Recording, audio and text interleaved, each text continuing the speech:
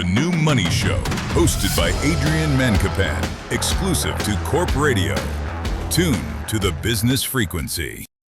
Welcome back to New Money, the show where we change the way you think about money, mindset, and your future. I'm your host, Adrian. In our first episode, we spoke about financial literacy, the importance of mindset, and how one piece of information can completely change the direction of your life. I also shared part of my own journey from losing money, experiencing homelessness, and sleeping in a graveyard to discover financial education and making it my life's mission to help others. Today, I want to take that conversation one step further. Are you ready? Because many people earn an income, but very few actually build wealth. Today, we are talking about the difference between making money and building wealth. So let's start with a simple question. Have you ever met someone who earns a very good salary but is always broke? I want you to think about it. Then you probably met someone else who also earns much less but somehow always seems financially stable. How is that possible? You may ask. The answer is simple. Income and wealth are not the same thing. Income is the money you receive. Wealth is what you keep, grow, and eventually pass on. Many people believe that if they could just earn a little more, all their financial problems will disappear. But history has shown us something different. Professional athletes have earned millions and still gone bankrupt. Lotto winners have received life-changing amounts of money and lost everything within a few years. Why? Because money without knowledge disappears. Financial literacy teaches you how to manage money before it teaches you how to make more of it. One of the biggest mistakes people make is increasing their lifestyle every year. Their income increases. They buy a bigger car, move into a bigger house, upgrade their phone, take more expensive holidays. There's nothing wrong with enjoying your success. But if every salary increases leads you to bigger expenses, you will never become financially free. Instead of asking, what can I buy? Start asking, what can I build? Can I build a business?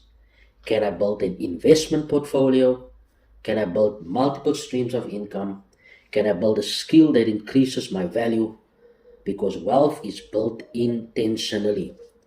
Another lesson I've learned is this. Your greatest asset is not your bank account. It's your ability to create value. Money comes and goes. Skills stays with you. I want to repeat that. Skills stay with you. If someone took everything away from you today, would you have the knowledge to build it all again? I want you to think about that. If someone took everything away from you today, would you have the knowledge to build it all again?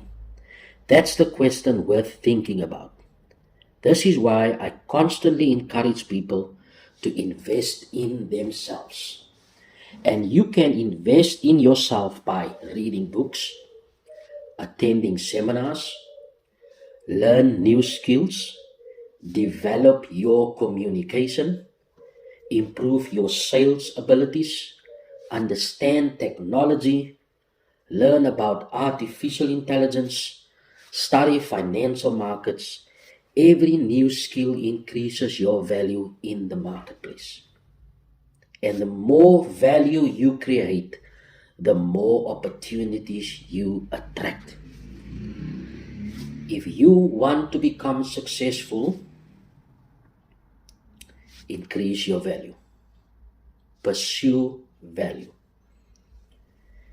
And the more value you create, the more opportunities you attract. Let's talk about delayed gratification.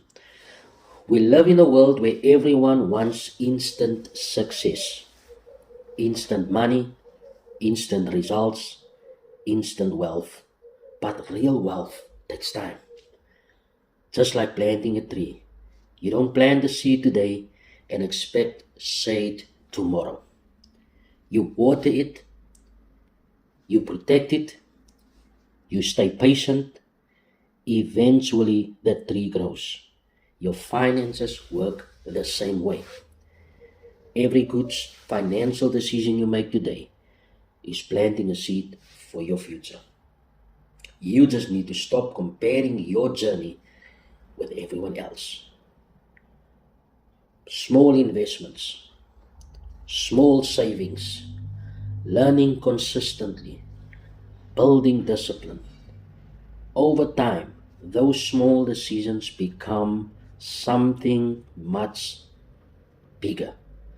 One thing I want every listener to remember is this: stop comparing your chapter 1 to someone else's chapter 20. Social media often shows the highlights, not the hard work. You don't see the years of sacrifice. You don't see the failures. You don't see the sleepless nights. Focus on your own journey. Progress is still progress, even if it's slow. So, what can you do this week? First, track every rand you spend. You cannot manage what you don't measure. I want you to think about it. You cannot manage what you don't measure. Second, identify one unnecessary expense you can reduce. Third, invest time in learning one new financial skill. And fourth, set one financial goal for the next 12 months. Write it down. Goals that are written become plans. Plans followed consistently become results. As I travel across South Africa hosting financial education seminars, I've met thousands of people. Some started with almost nothing, but the people who succeed all have one thing in common. They decided to take responsibility for their financial future. They stopped waiting for someone to rescue them. They became students. They stayed consistent. And eventually, their lives changed. Before I close today's episode, I want to leave you with this thought. And I want you to think about it. Money is a tool. And my challenge to you is, I want you to change your perception about money. Because whatever your perception is about money, that's your reality. And if your current perception about money does not add any increase or value to your finances, I want you to change it. I want you to improve it. I want you to work on it. Because you can always become better. You can either become better or you can become better. There's no in between. Money is a tool. And if you don't control it, guess what? It will control you. Financial freedom doesn't happen because you earn more. It happens because you learn more. You become more disciplined and make better decisions over time. You will have to let go of your religious beliefs. In my case, I had to let go of some religious beliefs that I had about money, because those beliefs stood in my way of increasing my finances.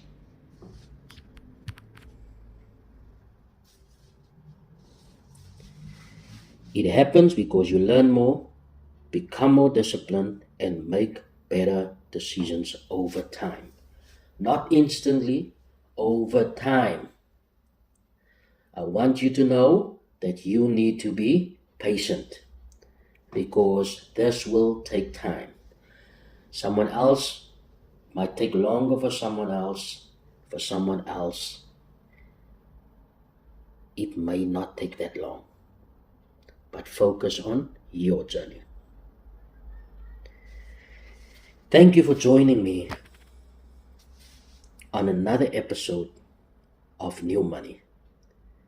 If today's conversation inspired you, share it with someone who needs to hear it.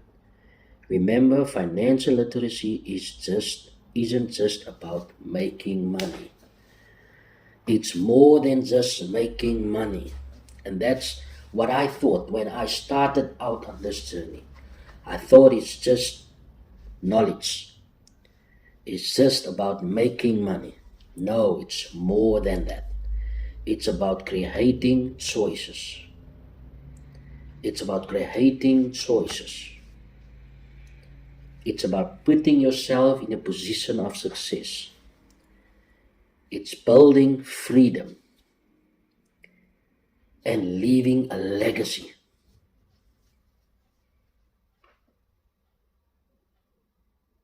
I'm Adrian, and I'll see you in the next episode. Until then, keep learning, keep growing, and remember, your future is not determined by where you started. It's determined by the decisions that you make today. You have to ask yourself one question.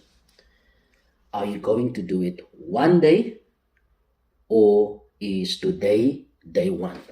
One day or day one? Are you starting today, day one, or one day? I'm your host, and I'll see you in the next episode.